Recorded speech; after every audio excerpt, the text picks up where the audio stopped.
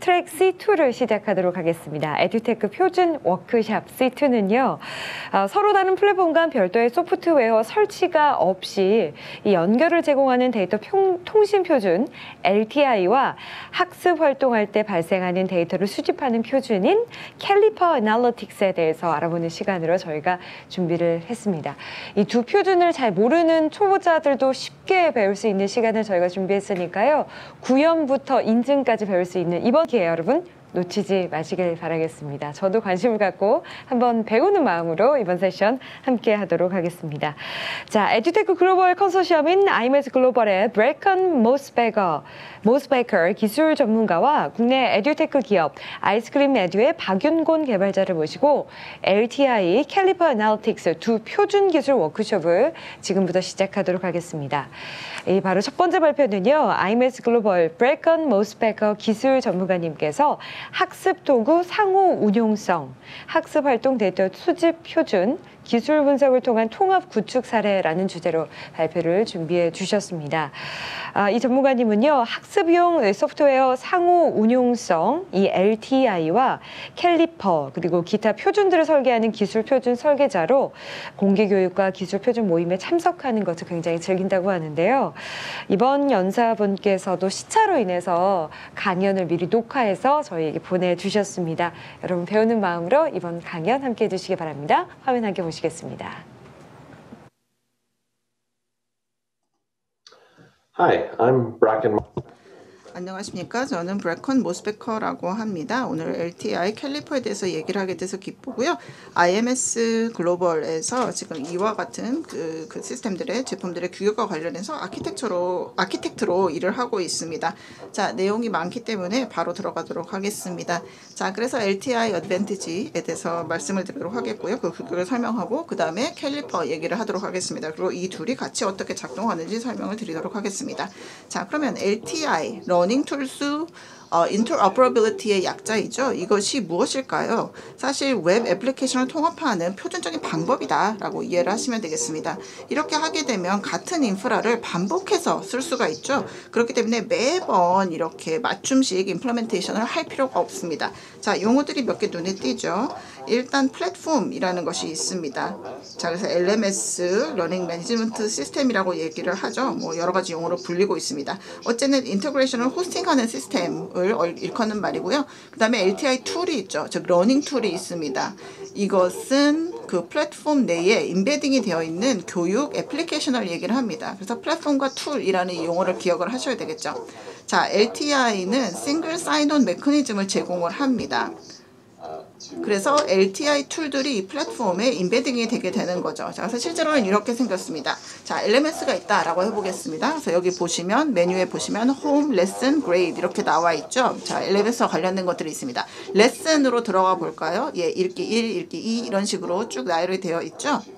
자, 그런데 이런 것들이 LMS 자체에 호스팅이 되는 것이 아닙니다. 서드파티 애플리케이션에 호스팅이 되는 거죠. 자, 그래서 학습자가 리딩 1.1을 클릭을 합니다. 그러면 LMS 컨텐츠가 로딩되는 것이 아니고요. 동일한 페이지에 LTI 론칭을 하게 됩니다. 그래서 벤더의 컨텐츠를 로딩을 해주는 것이죠. 자, 그래서 학생의 입장에서는 같은 곳에 있는 것 같지만 사실 다른 곳에 있었던 컨텐츠를 불러오는 것이죠. 자, 그래서 굉장히 시뮬레스한 인터그레이션처럼 보입니다. 그래서 학생들이 3-4개의 시스템에 각각 로그인을 하고 어딜 가야 뭐가 있는지 이런 걸 기억할 필요가 없는 거죠. 다 한 곳에 이렇게 집중되어 있습니다. 이것을 LTI 론치라고 합니다. 자, 그래서 이것이 LTI의 굉장히 핵심적인 특성이라고 할 수가 있겠고요. 또 한 가지가 API 내지는 서비스라고 할 수가 있습니다. 자, 플랫폼과 툴이 역시 다시 있고요. 자, 그래서 툴이 플랫폼에게 말을 겁니다. 학생 명단, 로스터가 어떻게 되느냐? 이 수업을 듣는 학생이 누구냐라고 물어봅니다. 그럼 플랫폼이 명단을 이렇게 제출을 하겠죠. 응답을 합니다. 그러면 툴이 라인 아이템을 만들 수도 있고요. 아니면 과제를 이 플랫폼 안에서 창출을 할 수가 있습니다. 자, 그래서 여기 표시가 되고 있죠. LTI 론치가 있죠. 그래서 웹페이지 안에 서드파티 그 콘텐츠를 이렇게 인베딩을 하게 되는 것이고요. 자, 그 다음에 서비스라는 것은 두 개의 서버가 서로 대화하는 것을 일컫습니다. 자, 그래서 LTI 론치를 하게 되면 싱글 사인온 부분에 대해서 설명을 드리고자 하는데요. 어떤 정보 세트가 있는지 말씀드리도록 하겠습니다. 사실 굉장히 여러 가지가 있습니다. 자, 보통은 플랫폼 아이덴티파이어가 있겠죠. 그래서 어떤 LMS인지를 알려줍니다. 즉 어떤 학교인지 어떤 대학인지를 알려주는 거죠. 예, 기업체일 수도 있고요. 자, 그리고 맥락에 대한 정보가 있습니다. 그래서 어떤 과목이다 이걸 알려주는 거죠. 그리고 계속해서 사용되는 아이디와 그 이름이 있겠고요. 그다음에 유저 인포가 있습니다. 그래서 뭐 아이디가 될 수도 있고요. 그래서 닉네임 같은 거 이렇게 선택할 수도 있고, 아니면은 성명을 적거나 아니면 이메일을 적을 수가 있습니다. 그래서 이것은 이제 컨피규레이션 하기 나름이고요. 자, 그다음에 유저의 롤들이 여기 나와 있겠죠. 자, 그 다음에 또 교사에게 제시하는 것과 또 학생에게 제시하는 것이 또 다를 수가 있습니다. 자, 그 다음에 애드민 쪽에서 이걸 이제 물론 결정하고 관리를 하겠죠. 자, 그리고 이 LTI 론치 내에 메시지 타입이 있습니다. 그래서 이 LTI 론치의 목적이 뭐다라는 걸 알려주는 것이죠. 자, 그래서 그냥 컨텐츠를 로딩한다, 리소스를 로딩한다 이런 것들도 있고, 아니면 리소스를 발견하기 위한, 찾기 위한 것도 있습니다. 자, 이 외에도 굉장히 많이 있습니다. 자, 그러면 LTI 어드밴티지 서비스 인프라에 대해서 말씀드리도록 하겠습니다. OAuth 2.0 그리고 오픈ID 상에서 구축된 그런 산업 표준인데요. 이것이 상당히 중요합니다. 오픈 스탠다드이죠. 그렇기 때문에 지금 이와 관련된 개발 지식이 상당히 많습니다. 굉장히 흔한 그러한 표준이라고 할 수가 있겠죠. 그래서 우리가 익숙하고요. 예, 그래서 기존의 지식을 다시 재활용할 수 있기 때문에 훨씬 더 업무가 이제 간단해지는 것이죠. 자, 그 다음에 서비스 인프라를 보게 되면 세분화된 액세스, 즉 접근 제어가 있습니다. 그래서 예를 들어서 성적만 볼 수 있는 사람이 있고, 아니면은 성적을 이제 내서 이걸 입력을 할 수 있는 그러한 액세스를 줄 수도 있습니다. 그래서 이런 식으로 접근 제어를 좀 다르게 할 수가 있죠. 같은 서비스 인프라를 이용하면서 이런 것들이 가능합니다. 그리고 IMS 커뮤니티에서는 새로운 서비스를 이제 필요하다면 또 새로운 것들을 만들 수가 있겠죠. 그래서 다양한 활동들이 있고요. 자, 그러면 LTI 어드밴티지가 무엇이냐? 이것은 하나의 집합체라고 할 수가 있습니다. 즉, 다양한 서비스가 이 LTI 1.3 코어에 합쳐진 거죠. LTI 1.3 코어가 있고요. 그래서 LTI 론치를 합니다. 그래서 웹페이지에 인베딩을 하겠죠. LTI2를 인베딩을 합니다. 이걸 LTI 론치라고 얘기를 하고요. 이게 이제 LTI 1.3 코어의 핵심적인 부분입니다. LTI 어드밴티지를 하겠다라고 한다면 코어가 있고요. 그 다음에 이것이 3개의 서비스에서 지원을 받습니다. 딥 링킹이 있고요. 네임과 롤, 그 다음에 과제와 성적 이렇게 있습니다. 그래서 이것이 합쳐진 것을, 이 4가지의 규격이 합쳐진 것을 우리가 LTI 어드밴티지라고 하고 하나하나에 대해서 설명을 드리겠습니다. 자, 그러면 딥 링킹을 먼저 볼게요. 자, LMS 안에 이 풀 코스가 있습니다. 그래서 LTI 링크가 5개가 지금 현재 연결되어 있죠. 자, 근데 하나를 지금 더 추가하고 싶습니다. 교육 과정에요. 자, 그래서 이거를 이제 컨텐트 벤더에서 직접 우리가 얻어올 수도 있겠죠. 딥 링킹을 하기 전에는 뭐 웹 브라우징을 한다든지 이런 식으로 해서 그 컨텐츠를 얻어왔겠죠. 자, 그런데 딥 링킹을 하게 되면 같은 유저 인터페이스를 이용을 할 수가 있습니다. 자, 그래서 이 벤더로부터 나는 컨텐츠를 얻어오고 싶다라고 클릭을 합니다. 그러면 LMS가 LTI 딥 링킹 메시지를 생성하게 됩니다. 자, LTI 론치하고 다를 바가 없습니다. 근데 메시지 타입이 이런 내용인 거죠. 자, 나는 이런 컨텐츠에 관심이 있다. 이런 컨텐츠를 찾고 싶다. 그래서 내 과목에 포함시키고 싶다라고 메시지를 보내는 겁니다. 예, X라는 코스의 교사다. 그런데 이런 컨텐츠를 찾는다. 그러면 검색 인터페이스를 보여주게 됩니다. 뭐 이런 과목이 다른 데서 지금 진행되고 있어서 이미 이 내용이 알려져 있을 수도 있고요. 네, 그래서 프리필터링을 해서 여러 가지 옵션이 뜨게 되겠죠. 그래서 이걸 보고 LTI 링크를 선택을 합니다. 유저가 선택을 하죠. 그럼 이게 이제 코스에 포함이 됩니다. 있습니다. 6번째 게 지금 들어갔죠. 자, 이런 식으로 정상적인 그 유저 인터페이스가 되겠고요. 교사가 이런 식으로 진행을 하면 됩니다. 뭐 LTI가 뭔지 이런 거 이해를 못 하더라도 손쉽게 어떤 특정 콘텐츠를 이 벤더로부터 추가를 할 수가 있는 거죠. 인터페이스가 이런 것들을 가능하게 해줍니다. 그래서 이제 대만족을 하겠죠. 자, 그 다음 서비스를 보도록 하겠습니다.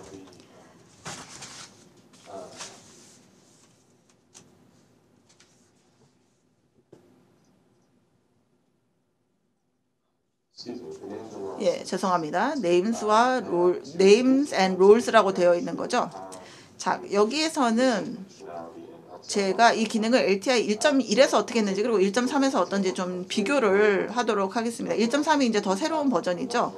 자, 1.1 같은 경우 예를 들어서 학생 명단을 지금 얻고 싶다라고 한다면 사전에 얻을 수가 없었습니다. 그래서 학생 한 명 한 명이 제가 이 과정에 이 과목의 학생이에요 라고 클릭을 일일이 해야만 했습니다. 그러면 툴 쪽에서는 이 명단이 완성되어 나가는 거죠. 학생들이 다 일일이 한 명 한 명 클릭을 해야 된다라는 거죠. 자, 문제가 많았습니다. 그래서 불만들이 많았죠. 그렇기 때문에 Names and Roles라는 서비스를 저희가 만들었습니다. 그래서 굉장히 유연한 기능을 가지고 있고요.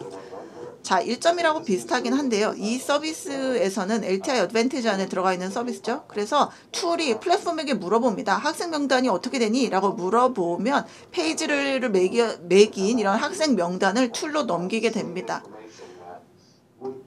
그래서 LTI 론치에서 학생들이 다 클릭을 한 다음에 받았을 정보를 여기에서는 이렇게 툴이 플랫폼에 요청을 할 수 있다라는 거죠. 자, 그런데 이제 새로운 학생이 또 추가로 수강 신청을 했다라고 해보겠습니다. 이런 경우 과거에는 이 학생이 역시 클릭을 해서 제가 조인을 했어요 라고 얘기를 했어야지만 툴 쪽에서 알고 있었지만 지금은 아닙니다.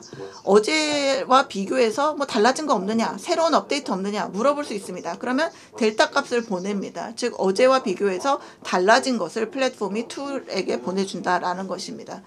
이렇게 하게 되면 훨씬 유용한 방법이 되겠죠. 학생 명단을 얻기가 훨씬 더 쉬워지게 됩니다. 자, 그 다음 서비스는 어사인먼트와 그레이드, 즉 과제와 성적이라는 그런 서비스인데요. 설명을 드리겠습니다. 자, 과거 1.1에서는 이렇게 했죠. 그레이드북을 만들어야만 했고 지금 학생들이 이 애플리케이션을 사용하기 전에 미리 다 준비를 해놔야만 했습니다. 즉 학기가 시작되기 전에 해야 되겠죠. 그레이드북 컬럼을 만들고 LTI 링크도 만들어야 되고 또 둘을 연결시켜야 되겠죠. LMS마다 약간 좀 차이들이 있죠. 예, 그래서 이것을 이제 벤더들하고 같이 협의를 해서 이걸들 좀 다르게 만들어야만 했고요. 예, 그래서 좀 처음부터 좀 너무 어려웠습니다. 이 부분을 하기가 굉장히 어려웠죠. 그래서 유연하고 뭐 많은 진전이 있었지만 그래도 이에 대해서도 많은 불만이 접수가 됐었죠. 예, 그래서 이걸 처음에 시작하는 것, 준비하는 것부터가 좀 복잡했습니다. 자, 그리고 또 문제가요. 학생들이 이제 이렇게 활동을 하겠죠. 그래서 본인의 아이디를 넣습니다. 예, 그래서 활동 X 점수 매기는 것과 관련해서 제 아이디는 뭡니다. 이렇게 얘기를 하고요. 그러면 툴이 이제 성적을 매겨서 88%다. 이런 식으로 성적을 다시 유저한테 보내게 되겠죠. 자, 그런데 이 러너가 로그아웃을 하는 것이 아니라 툴 내에서 또 다른 액티비티를 합니다. 그래서 이에 대해서 성적을 보내려고 할 때 툴이 할 수가 없었습니다. 1.1에서는요. 왜냐하면 LTI 링크에서 이 아이디를 다시 전달을 해야 되는데 그 링크를 유저가 지금 다시 두 번째로 누르지 않았기 때문이죠. 예, 그래서 좀 유연성이 떨어지는 시스템이었고요. 툴에서는 좀 더 기능이 많아야 되겠다. 이건 좀 부족하다라는 그런 얘기들이 많이 있었습니다. 자, 그래서 Assignments and Grade 서비스가 추가가 된 거죠. 그래서 이런 문제들이 잘 해결이 됐습니다. 자, 그래서 이제는 이 서비스를 이용을 하게 되면 과제, 어사인먼트를 만들 수가 있습니다. 자, 그래서 이 퀴즈를 추가해라. 100점짜리다. 아니네. 100점이 아니라 10점짜리네. 이런 식으로 수정을 쉽게 할 수가 있고요. 업데이트를 할 수가 있습니다. 자, 그 다음에 라인 아이템 하나하나 다 확인을 할 수가 있고요. 자, 그리고 누군가가 LMS에서 코र्스 카피를 했다. 이런 경우에도 이제 필요한 정보가 다 같이 연계가 되는지 볼 수가 있고, 그 다음에 어떤 특정 시험, 퀴즈, 이건 내가 삭제를 하겠다. 이것도 쉽게 할 수가 있습니다. 예, 그래서 지금 기능이 굉장히 많이 개선됐죠. 훨씬 더 쉽게 관리를 할 수가 있습니다. 자, 그러면 실제 채점은 어떨까요? 자, 1.1하고 비슷하죠. 이 러너가 링크를 클릭을 하고 툴로 들어가고 본인의 아이디어를 넣습니다. 그래서 이거는 이제 아까랑 거의 동일합니다. 자, 그런데 역시 유연성이 크죠. 성적을 이렇게 보낼 수가 있고요. 자, 그런데 러너가 계속해서 활동을 합니다. 두 번째 액티비티를 했다. 이런 경우 다시 학생이 아이디를 보내지 않았다라고 하더라도 툴은 성적을 보낼 수가 있습니다. 예, 그레이드 컬럼이 어디인지 다 알고 있고 또 이 성적을 보낼 수가 있는 거죠. 자, 그 다음에 또 추가적인 것도 가능합니다. 예를 들어서 빈 칸이 있다. 즉 채점이 필요한 칸이 있다. 라고 한다면 이에 대한 메시지를 보낼 수가 있습니다. 그래서 이렇게 행렬을 보면서 빈 칸이 있네. 이 액티비티를 학생이 해야 되고 우리가 성적을 보내야 되네. 라고 하면 예, 이와 같은 메시지를 보낼 수가 있는 것이죠. 예, 그래서 이런 기능들이 가능하고요. 자, 그래서 LTI 어드밴티지에서 말씀을 드렸습니다. 자, 코어인 LTI 1.3이 있죠. 그래서 유서 정보라든지 싱글 사인온, 뭐 단일한 웹페이지 내에서의 인베딩 이런 걸 다 가능하게 되겠고요. 자, 그다음에 딥 링킹을 이용을 해서 컨텐츠를 개발할 수가 있고요. 그다음 네임스 앤 롤스가 있어서 그 출석 명부, 그 학생 명부를 쉽게 얻을 수 있고, 그다음에 과제를 만들거나 성적을 보내는 것 관련된 어사인먼트하고 그레이드라는 그런 서비스가 서포트를 하고 있습니다. 자, 그래서 하나에 대해서만 인증을 받으셔도 되고요. 즉 LTI 1.3 코어에 대해서만 인증을 해도 되고 아니면 다 하셔도 됩니다. 다 하시면 이제 LTI 어드밴티지에 대한 인증을 받는 것이죠. 그래서 본인의 니즈에 맞춰서 이제 필요한 부분을 그 인증을 받으시면 됩니다. 자, 리소스가 현재 많습니다. IMS 글로벌 웹사이트에 있고요. 이 슬라이드 나중에 여러분들 보실 수가 있을 텐데요. 그래서 이 링크 클릭을 하면 가서 보실 수가 있습니다. LTI 프로젝트 페이지가 있습니다. 그리고 커뮤니티 리소스 훌륭한 것들이 굉장히 많이 있고요. 예, 그리고 또 매달 저희가 LTI 라운드 테이블이라는 걸 합니다. 그래서 그 기록이 이제 남아 있고요. LTI 워크그룹에 속한 사람들이 이제 다양한 발표들을 하죠. 그래서 서로 이제 배울 수 있는 그런 기회이고요. 이 링크를 가시면 그 내용을 보실 수가 있습니다. 자, 그러면 보안과 등록에 대해서 이제 설명을 드리겠습니다. LTI 1.3과 관련된 거죠. 자, 그래서 좀 말이 여기 많은데요. 하나하나 다 여기서 설명드리지는 않고 나중에 나오는 슬라이드를 통해 설명드리도록 하겠습니다. 자, 역시 지금 1.1과 1.3을 비교하고 있죠. 예, 그래서 보안과 등록이 어떻게 다른지 보도록 하겠습니다. 자, 1.1을 보죠. Security Contract를 하게 됩니다. 근데 그 방식이 Shared Key, Shared Secret이었죠. 자, 그래서 이것을 플랫폼에 제공을 하게 됩니다. 그러면 플랫폼이 툴을 등록을 할 때 론치 URL을 다 입력을 하겠고요. 이 공유되는 키와 시크릿을 넣게 됩니다. 자, 그런데 1.3은 좀 달라졌죠. 저희는 private key 그리고 public key 페어를 이용을 하고 있습니다. 이게 좀 더 현대적인 방법이고요. 더 보안 강도가 더 높죠. 예, 그리고 각 사이트별로 자기 고유의 퍼블릭 프라이빗 키를 갖고 이것을 서로 다르게 운영할 수 있습니다. 그래서 훨씬 더 많은 그런 유연성을 주게 되겠죠. 그리고 또 보안도 더 잘 되고요. 자, 그러면 이 이벤트에 대해서 말씀드리도록 하겠습니다. 자, LTI 1.1이죠. 그래서 툴과 플랫폼은 이 공유되는 키와 시크릿이 있었습니다. 그래서 툴을 플랫폼에 등록을 하자마자 애드민 쪽에서는 키와 시크릿을 입력을 하겠죠. 그러면 이 툴이 이제 플랫폼에서 사용할 수 있게 됩니다. 그래서 뭐 LMS 애드민이 들어와서 툴을 등록을 하면 이제 사람들이 이걸 쓸 수가 있는 거죠. 자, 그런데 1.3의 경우는 이 방식을 버렸습니다. 그리고 저희가 등록하는 것과 그 다음에 디플로이먼트 단계라는 것을 이제 구별을 한 거죠. 1.1에서는 이게 같이 진행이 됐었죠. 자, 그래서 등록이라는 것은 사실 그 이 두 시스템 간의 시큐리티 컨트랙트라고 보시면 되겠습니다. 자, 툴과 플랫폼이 이 보안과 관련된 정보를 이렇게 공유하겠죠. 그리고 퍼블릭 키 URL 그리고 또 LTI 론치를 하는 URL 이런 것들을 같이 공유를 하게 될 것입니다. 자, 그래서 시큐리티를 이제 확보하는 그런 내용이 되겠죠. 그래서 LMS 밴드와 툴 간의 이 보안을 확보하는 것이죠. 그리고 이것이 이제 모든 플랫폼에서 재사용될 수가 있습니다. 그리고 플랫폼이 툴 쪽에 키 인포를 제공을 하게 되겠죠. 그리고 툴 또한 이슈어라는 것을 제공을 하게 됩니다. 이슈어하고 클라이언트 아이디라는 것을 제공을 하게 되죠. 이렇게 함으로써 LTI 툴이 연결을 할 수가 있는 것이죠. 예, 구체적인 그 실행을 이 특정 플랫폼하고 연결할 수 있는 방식입니다. 자, 툴이 예를 들어서 이제 학교나 그 고객이 있겠죠. 그래서 LMS를 추가하고자 하려고 할 때가 있습니다.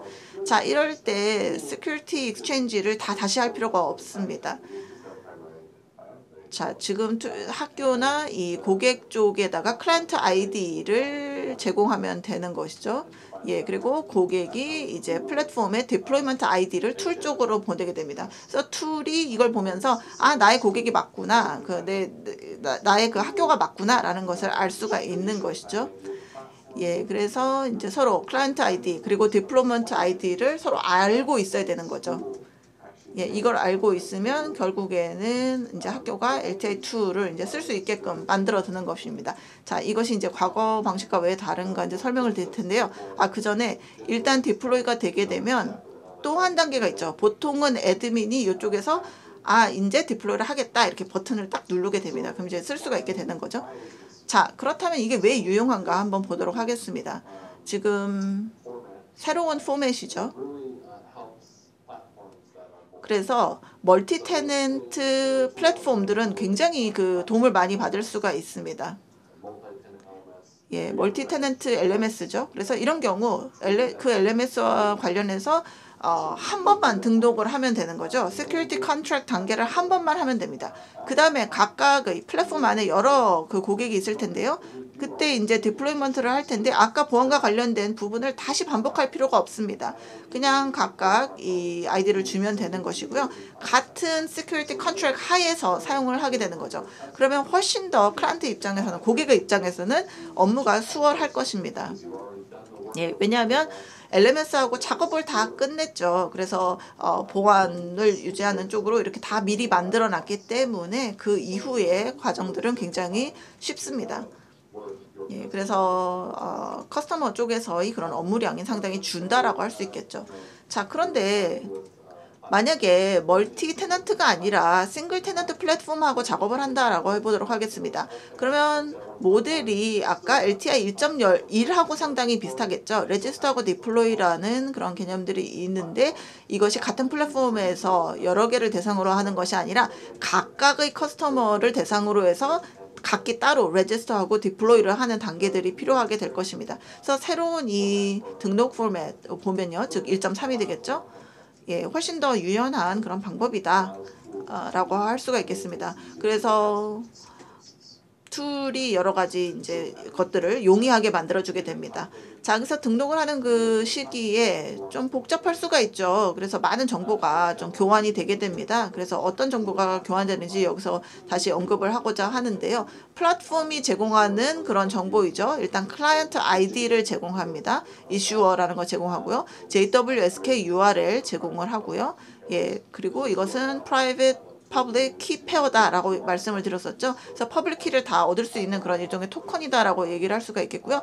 OAuth 토큰 엔드포인트를 제공하게 되겠고요. 자, 그다음에 플랫폼은 또 OIDC Auth Request Endpoint라는 것을 제공을 하게 됩니다.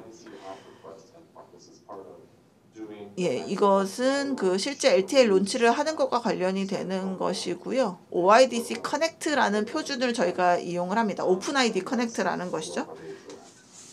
예, 그 다음에 툴이 제공하는 것입니다. 도메인을 제공하고요. 그래서 플랫폼이 어떤 LTI 링크가 이 툴에 속하는지 이걸 알 수 있는 방법인 거죠. 그리고 JWKS URL도 제공을 합니다. 예, 그래서 이쪽 방향으로 이렇게 좀 많은 변화가 일어나고 있습니다. 이쪽 방향으로 지금 가고 있습니다.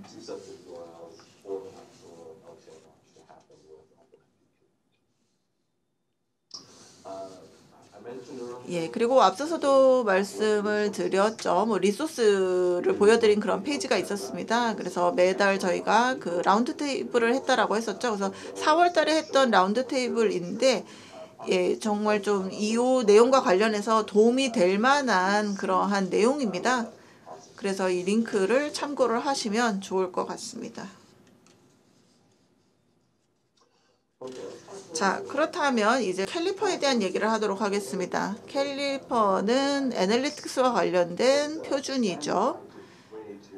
자, 그래서 학습자의 활동에 대해서 그 활동을 우리가 기술하고 또 전송할 수 있는 표준적인 방법이라고 할 수가 있습니다. 자, 그래서 모든 이벤트에 대해서 신텍스 그리고 시멘틱스 이걸 매번 신경 쓰기가 상당히 어려운 거죠. 그래서 교사나 또 데이터 애널리스트가 정말 중요한 문제 해결을 하는데 시간을 써야지 이 매번 데이터 클리닝을 한다든지 뭐 여러 가지 데이터가 의미하는 것 이런 신텍스 이런 데 신경 쓰는 것은 좀 바람직하지 않을 것입니다. 그래서 캘리퍼를 이용하게 되면 이런 고통들을 많이 줄여주게 됩니다.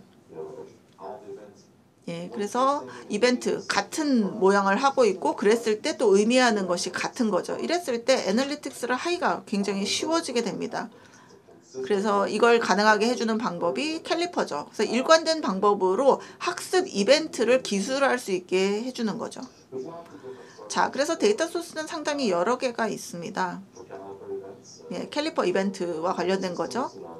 그리고 학습 생태계에 존재하는 것입니다. 그래서 러닝 매니지먼트 시스템이 대표적인 거고요. 이거 외에도 굉장히 여러 가지가 있죠.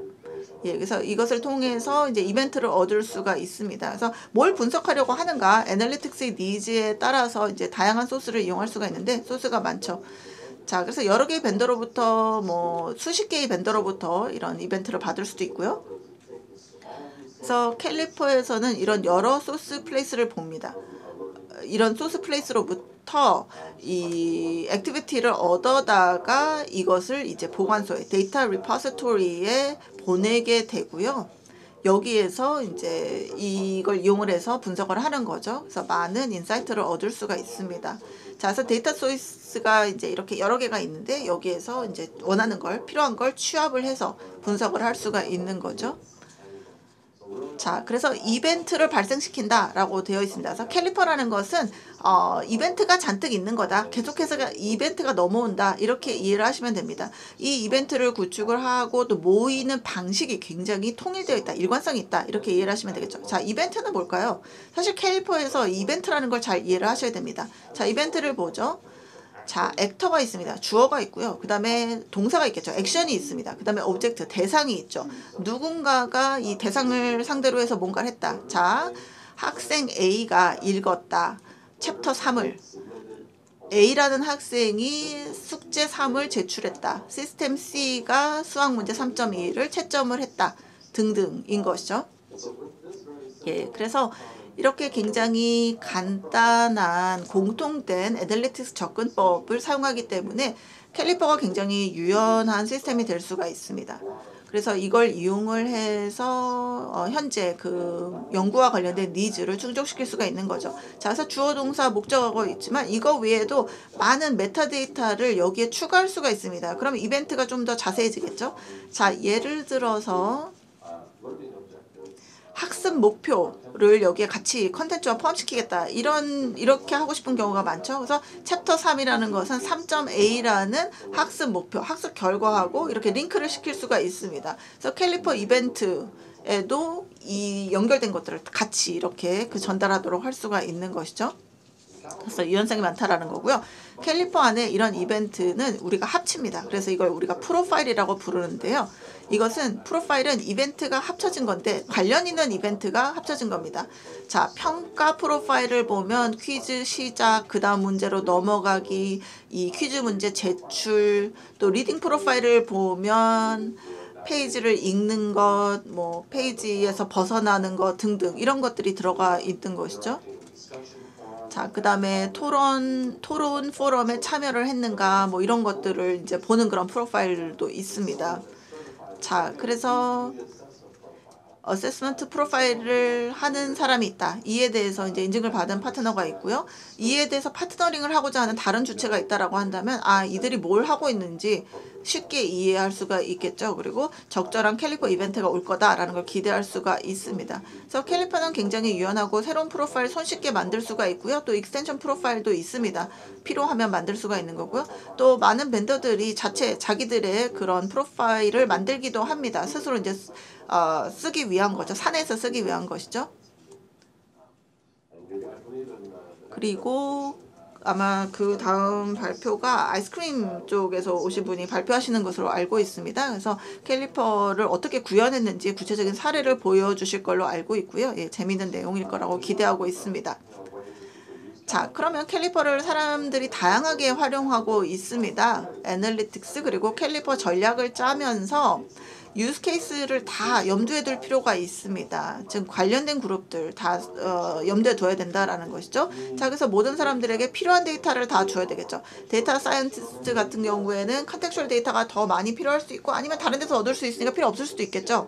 자, CIO라든지 IT 직원이다라고 한다면 이게 얼마나 사용되는가 뭐 이거에만 관심이 있을 수 있습니다. 자, 그래서 애널리틱스와 관련해서 뭐가 필요한지 이걸 잘 이해를 하고 필요한 걸 줘야 되겠죠. 또 필요 이상으로 많이 주는 것도 바람직하지 않습니다.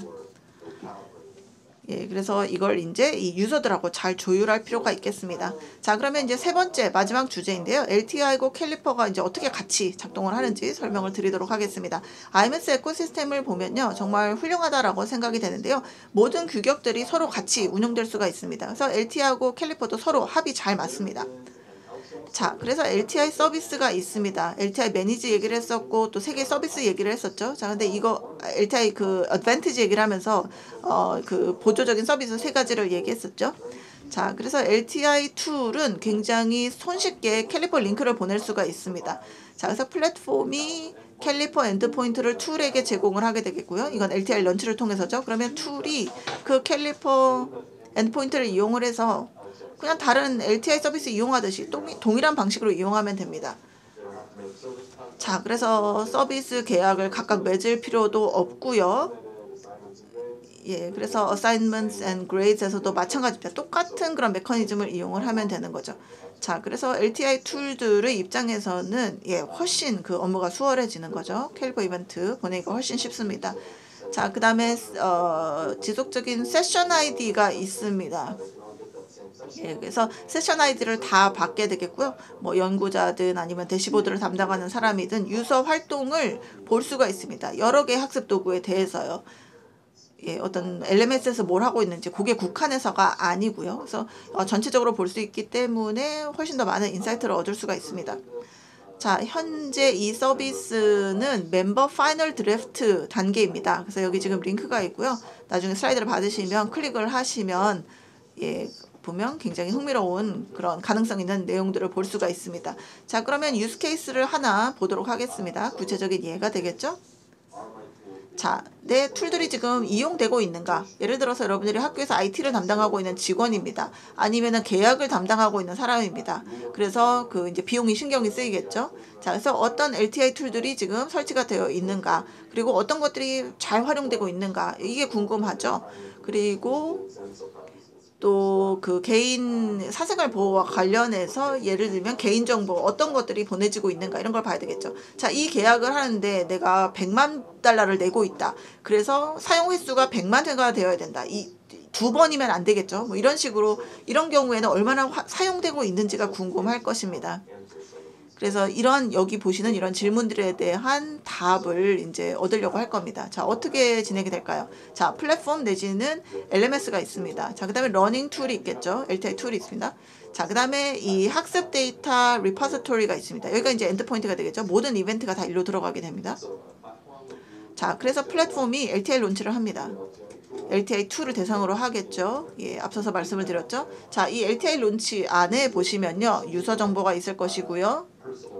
또 개인 식별 정보가 있을 것이고요. 뭐 이름이라든지 이메일 주소라든지 등등, 그 다음에 이 과목에 대한 얘기 등등 LTI와 관련된 그런 정보들이 여기에 있을 겁니다. 이것을 다 LTI 툴로 보냅니다. LTI 런치를 통해서요. 자, 그런데 여기에 일부분이 바로 캘리퍼와 관련된 정보입니다. 캘리퍼 서비스 정보가 들어가 있습니다. 그래서 URL이 보내져 있죠. 그래서 이벤트를 어디로 보내야 되는지를 알려줍니다. 예, authorization 토큰을 얻은 다음에 가능하겠고요. 자, 그 다음에 세션 아이디가 포함되어 있습니다. 그래서 이걸 이제 나중에 전달을 해야 되겠죠. 자, 그래서 LMS가 LTI 런치를 한 다음에 캘리퍼 이벤트를 이 리포지토리로 보내게 됩니다. 그리고 캘리퍼 이벤트 안에는 일반적인 그 캘리퍼 정보, 뭐 유저라든지 타임스탬프라든지 이런 정보들이 들어가 있을 것이고요. 그리고 이 특정 유즈 케이스에서는 툴 론치 프로파일이라는 것을 보내게 됩니다. 그래서 여기에 들어가 있는 정보는 플랫폼이 툴에 보낸 모든 정보가 들어가 있는 것이죠. 그래서 LTI 론치를 할 뿐만 아니라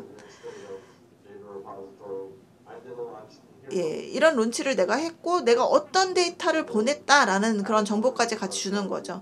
자, 그래서 학습자가 이제 툴을 이용을 하겠죠. 그러면은 이제 러닝 툴도 지금 퀴즈 1번을 제출을 했다. 뭐 1번 페이지를 읽었다. 2번 페이지를 읽었다. 이 정보를 또 역시 리포지토리로 보내게 됩니다. 그래서 LMS 쪽에서 넘어가는 정보가 있었고 러닝 툴 쪽에서 이와 같은 정보를 보내겠죠. 그래서 이런 식으로 데이터 이벤트를 수집하기가 굉장히 쉽다라는 것을 말씀드릴 수가 있겠고요. 아까 슬라이드에 있었던 여러 질문에 대한 답을 얻을 수가 있습니다. 자, 이걸 바탕으로 해서 애널리틱스 대시보드를 만들 수가 있고 또 오딧을 할 수가 있겠죠. 자, 예를 들어서 뭐 이메일 주소를 벤더들에게 매번 보낼 필요는 없겠다라고 생각할 수가 있습니다.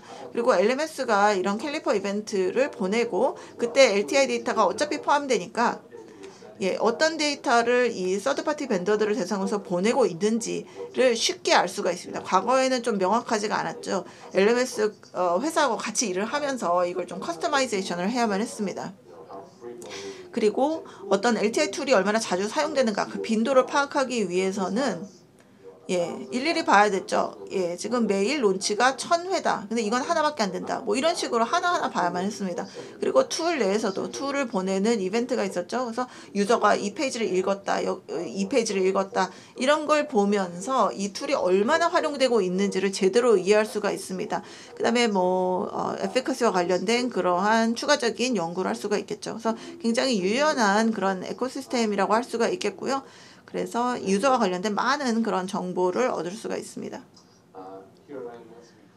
자, IMS에서는 저희가 이런 구체적인 질문과 관련해서 이제 프로젝트를 하고 있습니다. 그래서 관심이 있으시면 연락 주시면 제가 추가로 정보를 드리도록 하겠습니다. 여기까지이고요. 제가 LTI 캘리퍼에 대해서 설명을 드렸습니다. 제게 이렇게 발표할 수 있는 기회를 주셔서 감사드리고요. 질문이 있으시면 연락을 주시기 바랍니다. 감사합니다. 네.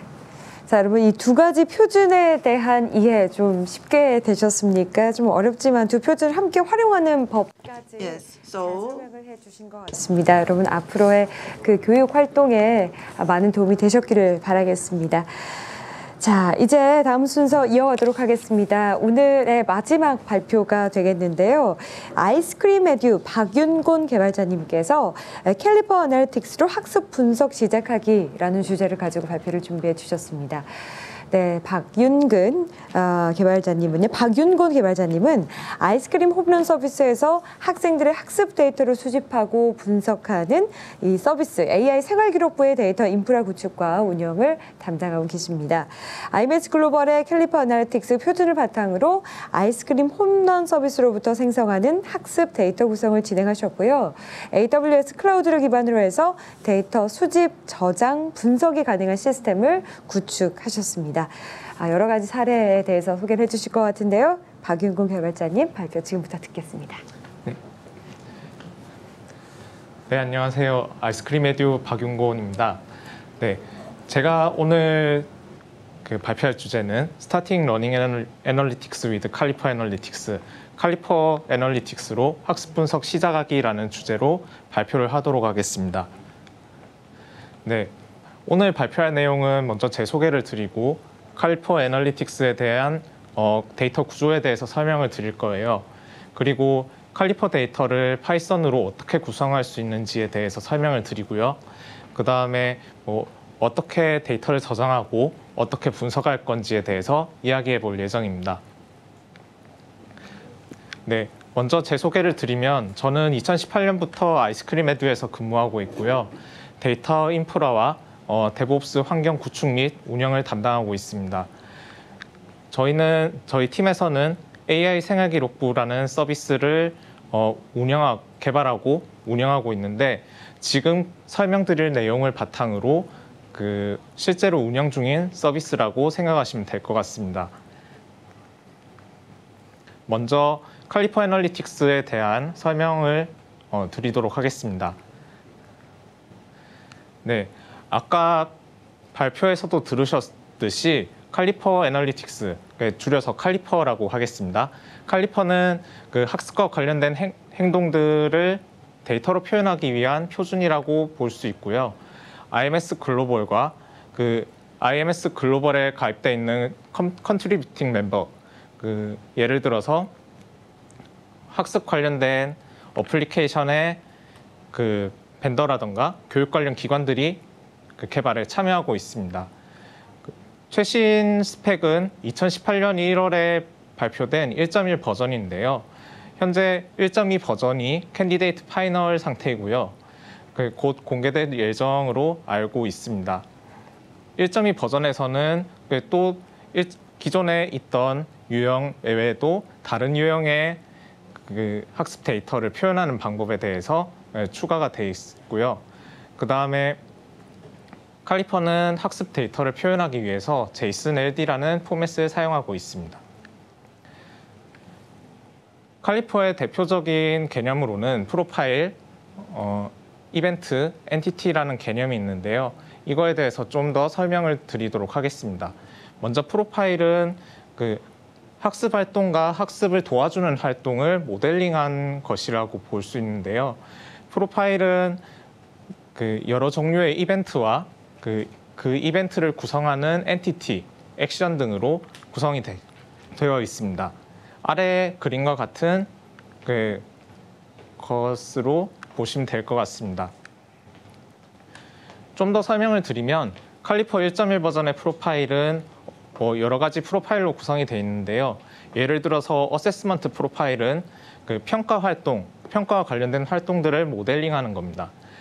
어세스먼트 프로파일을 구성하는 이벤트 종류는 어세스먼트 이벤트, 평가 활동을 모델링한 이벤트, 어세스먼트 아이템 이벤트는 그 문항 단위로 발생한 이벤트, 그리고 내비게이션 이벤트와 뷰 이벤트는 그 페이지 이동이라던가 어떤 콘텐츠를 본 활동들을 표현한 것입니다. 이외에도 어사이너블 프로파일은 과제 수행과 관련된 활동들, 미디어 프로파일은 그 영상이나 음성과 같은 매체와 관련된 활동, 세션 프로파일은 그 로그인, 로그아웃과 관련된 활동들을 표현하는 프로파일입니다. 예, 이벤트는 학습자나 그 학생, 다른 사람들로부터 수행되는 행동을 통제된 어휘로 표현한 것이라고 하는데요. 저는 칼리퍼 이벤트를 설명할 때 하나의 문장과 같은 구조라고 설명을 합니다. 예를 들어서 박윤곤이라는 학생이 그 사회문화 과목의 문화상대주의라는 그 부분에 대해서 동영상 강의를 들었다고 가정해 보겠습니다. 여기서 박윤곤이라는 학생은 그 밑에 나와 있는 그 그림의 액터, 그 주어 부분이고, 그 다음에 제가 들은 동영상 강의는 오브젝트, 목적어에 해당하는 부분이 될 겁니다. 그리고 제가 영상을 보기 시작했다거나 중지했다거나 끝냈다거나 이런 행동들은 액션은 그 동사의 역할을 하게 됩니다. 이외에도 타입은 이 행동이, 이 이벤트가 어떤 유형의 이벤트인지를 의미하는 것, 그리고 이벤트 타임은 이 이벤트가 발생한 시간을 의미합니다.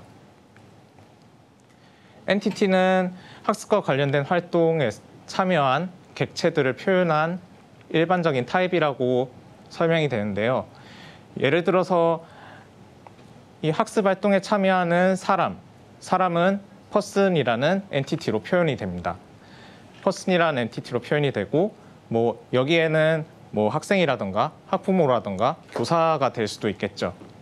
그리고 학습에 사용되는 그 컨텐츠들, 예를 들어서 영상이라던가 음성, 사진, 아니면은 시험들도 하나의 엔티티로 표현이 됩니다.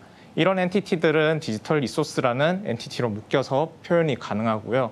이외에도 좀 더 추상적인 개념들, 예를 들어서 이 시험의 몇 번째 시도인지, 뭐 학습 목표는 어떻게 되는지, 그리고 제가 몇 학년 몇 반에 속하는 학생인지 뭐 이런 것들이 엔티티로 표현될 수 있습니다. 네, 그리고 이제부터는 칼리퍼 데이터를 파이썬으로 만들어 보도록 하겠습니다. 칼리퍼 센서 API는 그 칼리퍼 데이터를 생성할 수 있도록 해주는 역할을 하는 API인데요. 저는 파이썬을 기준으로 설명을 하겠지만 여러분이 쓰실 수 있는 언어에 따라서 자바, 자바스크립트, 루비, C#, PHP 등으로 이용하실 수도 있습니다. 먼저 파이썬으로 된 그 센서 API를 설치해 보겠습니다. 파이썬의 패키지 매니저인 PIP를 이용해서 그 파이썬 버전의 칼리퍼 센서 API를 설치해 보겠습니다. 그리고 지금부터는 칼리퍼 이벤트를 만들어 보도록 하겠습니다. 예를 들어서 어떤 학생이 비디오 콘텐츠를 보기 시작했다는 이벤트를 구성하고 싶을 때 어떻게 만들어야 되는지 설명을 드릴 건데요. 먼저 그 학생을 표현하기 위해서 그 퍼슨 엔티티를 임포트를 하고 그 다음에 기본적으로 들어가는 id라는 속성을 입력합니다. id는 그 모든 칼리퍼 엔티티에서 꼭 필요한 속성인데요. 무조건 그 URL의 형식으로 그 구성이 되어야 합니다. 그리고 칼리퍼 스펙에 정의되어 있는 다른 그 속성들은 그 여러분들이 넣고 싶은 대로 넣으실 수 있는데 저는 여기서 제 이름을 넣어봤습니다.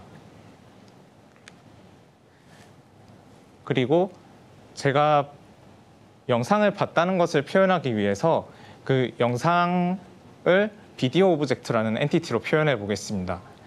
비디오 오브젝트도 마찬가지로 엔티티를 임포트를 한 다음에 비디오 오브젝트에 id를 넣어주고요. 그 다음에 저는 이외에 또 필요한 그 속성을 넣기 위해서 네임 속성에 이 영상의 제목을 넣고 그 다음에 이 영상의 길이를 표현하기 위해서 듀레이션 속성을 넣어줬습니다. 듀레이션 같은 경우는 그 듀레이션과 같이 그 특정한 포맷으로 입력을 해야 되는 경우들이 있는데요. 예를 들어서 듀레이션 같은 경우는 ISO 8601이라는 시간과 날짜를 나타내는 표준에서 듀레이션을 표현하는 포맷에 맞춰서 작성을 해주셔야 됩니다. 그렇다면 이 영상은 그 10분 15초짜리 영상을 의미하게 됩니다. 이제 액터와 오브젝트에 들어갈 데이터가 생겼으면 이벤트를 하나 생성해 보겠습니다. 먼저 이벤트를 임포트를 하고요.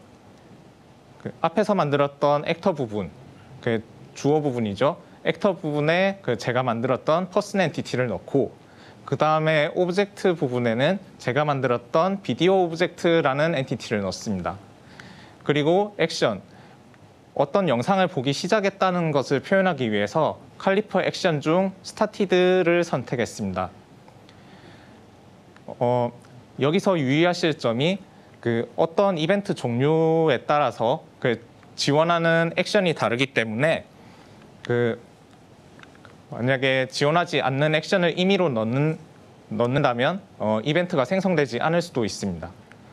그리고 이벤트 타임은 그 이 이벤트가 발생한 시간을 그 ISO 8601의 날짜와 시간을 표현하는 포맷, 그리고 그 시간대 기준은 UTC 시간대 기준으로 작성해 줍니다.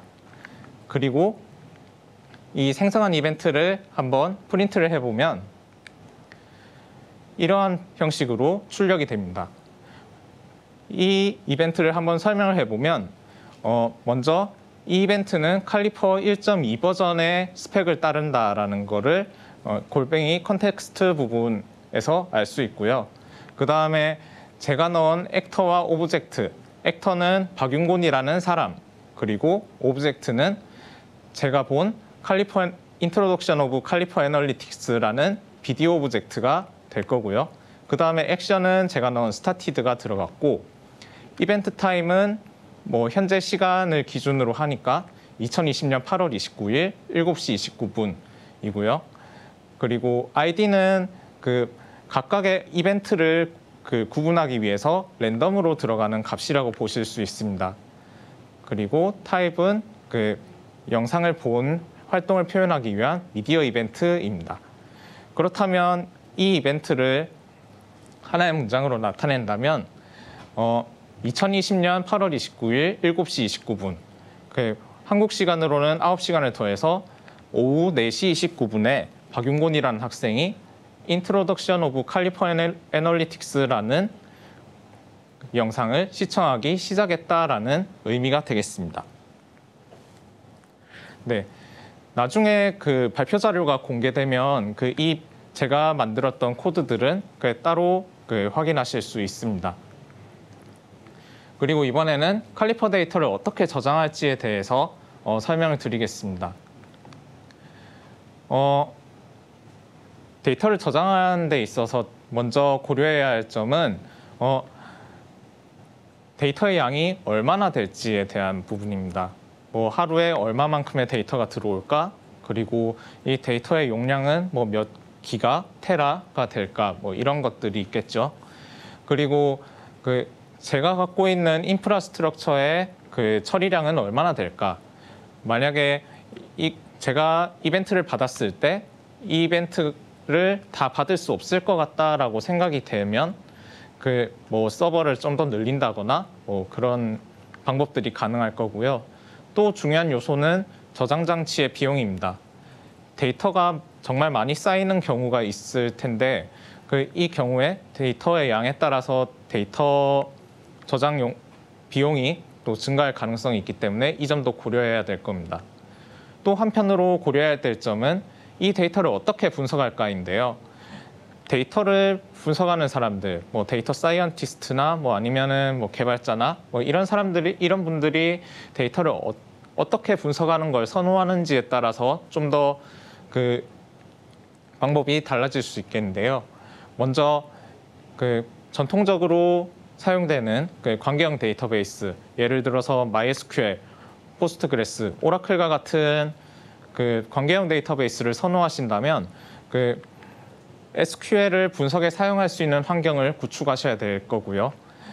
이외에도 몽고DB와 엘라스틱서치 같이 NoSQL이나 검색 엔진 등을 활용할 수도 있을 겁니다. 네, 이 그림은 간단한 인프라 구성도인데요. 예를 들어서 플라스크라는 파이썬의 웹 프레임워크를 쓰는 애플리케이션이 있다고 가정해 보겠습니다. 그러면은 LMS와 LCMS, 학습을 관리하는 시스템, 아니면은 학습 콘텐츠를 관리하는 시스템 등에 적절하게 이벤트를 심어줍니다. 예를 들면 어떤 콘텐츠를 보기 시작했다면은 미디어 이벤트, 아니면 시험을 보기 시작했다라면은 어세스먼트 이벤트, 이런 식으로 이벤트를 심는 작업들이 필요하고요. 그 다음에 센서, 이 이벤트들이 어디로 전송이 되고 어디로 보내줄지를 설정하는 센서가 필요합니다. 센서는 엔드포인트로 데이터를 보내는데 여기서 엔드포인트가 하는 일은 센서에서 데이터를 받아서 데이터 스토어, 몽고DB에다가 저장하는 역할을 하게 됩니다. 이 예제는 제가 또 GitHub에 공개가 돼 있는데 나중에 발표 자료가 공개되면 확인하실 수 있을 겁니다. 그리고 실제 운영을 하는 입장에서는 어떻게 인프라를 구성해야 될지 좀 막막한 부분들이 있을 텐데요. 저는 여기서 클라우드를 기반으로 해서 인프라를 구성하는 예제를 준비해 봤습니다. 예를 들어서 저희 회사 같은 경우는 학습기라는 태블릿 PC가 있는데요. 태블릿 PC에서 데이터를 아마존의 경우라면 키네시스 데이터 파이오스라는 플랫폼을 이용해서 데이터를 수집을 하고요. 이 수집된 데이터는 적절하게 변환을 하거나 아니면 그대로 S3라는 스토리지, 아니면 레드시프트라는 데이터 웨어하우스, 아니면 엘라스틱 서비스와 같은 검색 엔진 등의 저장할 수 있게 됩니다. 이런 저장한 데이터들은 데이터 분석 툴이라던가 BI 툴 등을 이용해서 분석 결과를 확인하실 수 있게 됩니다. 네, 이번에는 데이터를 저장하기 위해서 엔드포인트를 만드는 코드를 설명해 드리겠습니다. 먼저 저는 몽고DB를 사용하기 위해서 파이몽고라는 파이몽고라는 라이브러리를 이용했고요. 저는 제 컴퓨터에다가 세팅을 해놨기 때문에 로컬호스트에 LRS라는 데이터베이스에 칼리퍼 이벤트라는 컬렉션에다가 데이터를 저장하도록 설정을 했습니다. 여기서 컬렉션이란 말은 일반 관계형 DB에서는 테이블과 비슷한 용어라고 보실 수 있겠습니다. 그리고 /endpoint라는 주소로 포스트 방식으로 데이터를 전송하면 데이터를 읽어서 몽고DB에다가 저장하는 역할을 하게 됩니다. 네, 이제 칼리퍼 센서에 대해서 한번 이야기를 해보도록 하겠습니다. 칼리퍼 센서는 제가 지정한 엔드포인트에 데이터를 저장하기 위해서 저장하고 전송하기 위한 인터페이스를 제공한다고 되어 있는데요. 앱으로부터 데이터를 받아서 저희가 방금 만들었던 엔드포인트에 데이터를 전송하도록 하는 게 센서의 역할입니다. 데이터를 받은 엔드포인트는 데이터를 받아서 데이터 스토어, 예를 들어서 몽고DB와 같은 데이터베이스가 될 수도 있을 거고, 아니면 MySQL이라던가 오라클과 같은 관계형 DB가 될 수도 있겠죠. 네, 센서 설정을 먼저 해보도록 하겠습니다. 먼저 칼리퍼 라이브러리를 임포트를 하고요. 그 다음에 제가 설정한 엔드포인트의 URL을 입력해 줍니다. 그리고 어스킴 부분은 인증 방식은 어떤 걸로 할 거냐, 그리고 API 언더바 키 부분은 이 인증을 위해서 어떤 키를 사용할 거냐에 대한 내용입니다. 이 컨피그를 바탕으로 해서 센서를 만들어 줍니다. 이제 센서를 통해서 데이터를 전송해 보도록 하겠습니다. 저는 이번에는 세션 이벤트라는 걸 만들어 볼 텐데요. 어떤 걸 표현했냐면, 어떤 사람이 어떠한 소프트웨어 어플리케이션이라는 엔티티를 사용해서 어떠한 프로그램에 로그인하는 과정을 이벤트로 만들었습니다. 그리고 앞에서 만들었던 센서를 가지고 샌드 메소드를 호출하면 저희가 앞에서 만들었던 엔드포인트에 데이터가 전송되고 그 결과는 몽고DB에 저장이 되게 됩니다. 네, 이제 칼리퍼 데이터를 어떻게 분석할 건지에 대한 이야기를 좀 더 해보려고 합니다.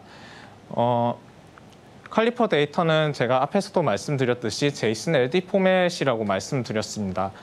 근본적으로 생각해보면 이건 JSON 포맷, 이 데이터는 JSON으로 구성이 되어 있는데요.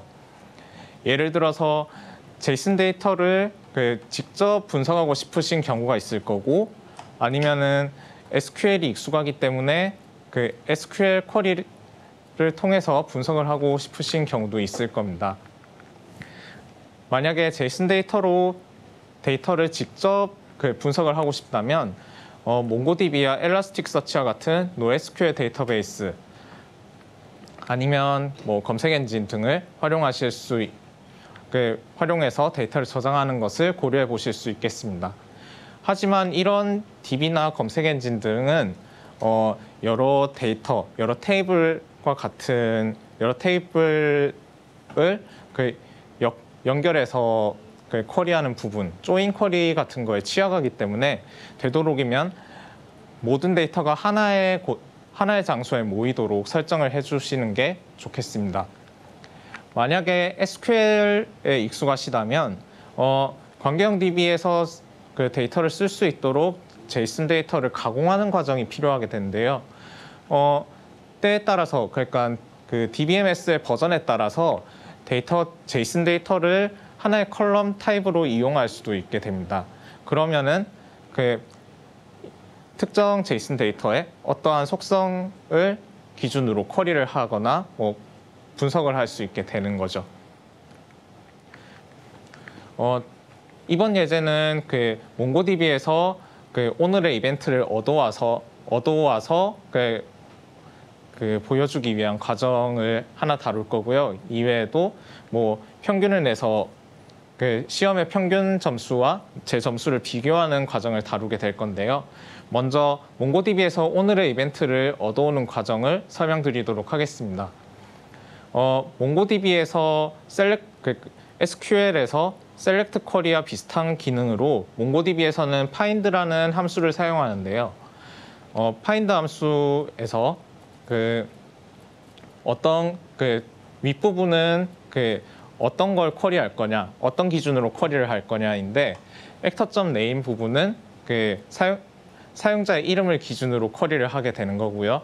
그리고 언더바 id라고 표시된 부분은 그 몽고DB에 저장된 그 시간 데이터가 있거든요. 그 각각의 데이터가 데이터가 생성된 시간 데이터를 갖고 있기 때문에 그 시간의 데이터를 기준으로 쿼리를 하게 됩니다. 그렇다면 그 특정한 날짜에서 그 다음 날이 되기 전까지의 데이터를 쿼리를 하게 되는 거고요. 그리고 아랫부분은 그 데이터 중에서 어떤 부분을 가져올 거냐라는 부분인데요. 먼저 actor.name은 그러니까 이름이 될 거고요. 액션은 어떤 활동을 했느냐가 될 거고요. 그 다음에 이벤트 타임은 이 이벤트가 발생한 시간이 될 거고요. 그리고 object.name은 그 어떤 컨텐츠라던가 어떤 프로그램을 이용했는지에 대한 내용이 될 겁니다. 그리고 다음에 설명드릴 내용은 그 특정한 시험을 기준으로 그 학생들이 얻은 점수의 평균을 내는 부분인데요. 이 부분은 그 aggregate라는 함수를 통해서 가능합니다. 먼저 $match라고 표시된 부분은 그 어떤 데이터를 얻어올 거냐라는 걸 나타내는 건데요. 타입이 grade 이벤트고 object assignable id는 그 어떤 그 시험으로부터 그 데이터를 어떤 시험에 대해서 데이터를 가져올 거냐라는 의미가 되겠습니다. 그리고 $group 부분은 이 가져온 데이터를 가지고 어떻게 통계를 낼 거냐라는 의미인데요. 여기서는 그 generated의 score given 이 속성은 그 학생들이 얻은 점수를 의미하는데 이 학생들이 얻은 점수를 $average 그러니까 평균을 내서 average underbar score라는 속성에다가 저장을 한다는 의미가 되겠습니다. 예를 들어서 뭐 이외에도 뭐 최대값이나 뭐 합계라던가 뭐 최소값을 구하는 방법도 이와 유사하게 수행하실 수 있게 되겠습니다. 네, 그 다음으로는 플라스크라는 그 웹 프레임워크를 사용해서 그 대시보드 페이지를 그리는 내용인데요. 여기서는 그 일단 로그인이 돼 있는지를 확인을 하고 그 다음에 오늘 날짜를 기준으로 해서 그 데이터를 오늘 발생한 이벤트들을 가져옵니다. 그리고 그 두 번째로는 그 특정한 시험에 대해서 그 비교하는 데이터, 내 점수와 이 시험을 본 학생들의 점수를 비교할 수 있는 데이터를 가져오게 합니다. 그리고 이 데이터를 바탕으로 페이지를 구성하도록 합니다. 이렇게 그 데이터를 분석한 결과는 이런 식으로 표현이 가능한데요. 예를 들어서 그 오늘의 학습 활동을 딱 표현을 했을 때 처음에 제 테스트 유저라는 사람이 그 소프트웨어 로그인을 했다라는 그 활동이 있을 거고요. 그 다음에 특정한 그 교과서로 이동하는 경우는 navigate to라고 표현이 됩니다. 그리고 평가를 풀고 그 다음에 제출하는 부분들도 표현이 되고요. 그 다음에 이 평가를 채점한 결과를 확인하는 부분도 이렇게 표현이 됐습니다. 이런 식으로 학습 활동을 각각의 순서대로 표현할 수 있게 되겠습니다. 네, 그리고 이번 예제는 방금 전에 애그리게이트 쿼리를 해가지고 제 점수와 동일 시험을 응시한 사람들의 평균을 비교하는 그래프를 그린 겁니다. 그 데이터를 가지고 시각화를 담당하는 라이브러리들을 활용하면 제 점수와 동일 집단의 점수를 비교할 수 있게 되겠죠. 이런 식으로 칼리퍼 데이터를 활용하시면 학생들에게 도움이 되는 것들을 만들어 보실 수 있게 될 겁니다. 네, 제가 준비한 내용은 여기까지인데요. 네. 네. 네. 잘 들었습니다, 개발자님. 저희가요 오늘 마지막으로 준비한 발표가 되겠습니다. 좀 드려야 될 것 같아요.